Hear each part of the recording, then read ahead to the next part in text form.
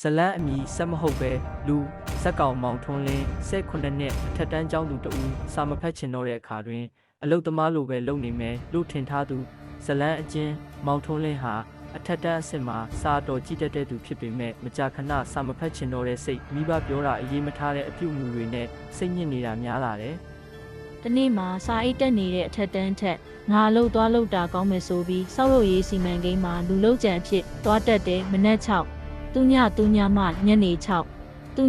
ညထိနေဘူးတဲမိုးစားပေါင်းတဲ့ဘဝနဲ့ရေကလေးတပလင်းတောင်တန်ဖိုးရှိတဲ့အခြေအနေကိုခန်းစားလိုက်ရတယ်။အိမ်ပြန်ရောက်တဲ့အချိန်မှာသူ့ရင်ထဲမှာစကားတစ်ခုမြ мян ဆန်ဆန်ပေါ်လာတယ်။လူတွေအလုပ်လုပ်တာဆက်လောက်ကောင်းရင်လဲစိတ်ရှိတဲ့လူဆိုတာကိုမမေ့သင့်ဘူး။ဒီနေ့မှာစာအိတ်တက်နေတဲ့အထက်တန်းထက်ငါလှုပ်သွားလှုပ်တာကောင်းမယ်ဆိုပြီးစောက်ရုပ်ရေးစီမံကိန်းမှာလူလှုပ်ကြံအဖြစ်သွားတက်တဲ့မနက်6သူညမှညနေ6သူညထိနေဘူးတဲမိုးစားပေါင်းတဲ့ဘဝနဲ့ရေကလေးတပလင်းတောင်တန်ဖိုးရှိတဲ့အခြေအနေကိုခန်းစားလိုက်ရတယ်။အိမ်ပြန်ရောက်တဲ့အချိန်မှာသူ့ရင်ထဲမှာစကားတစ်ခုမြ мян ဆန်ဆန်ပေါ်လာတယ်။လူတွေအလုပ်လုပ်တာဆက်လောက်ကောင်းရင်လဲစိတ်ရှိတဲ့လူဆိုတာကိုမမေ့သင့်ဘူး။နောက်တစ်နေ့ကစပြီးမောင်ထွန်းလင်းကစာအုပ်ထဲမှာပဲ